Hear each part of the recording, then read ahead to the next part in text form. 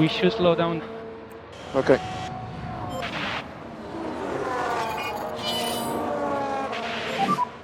Red flags. Okay. Let's have a look.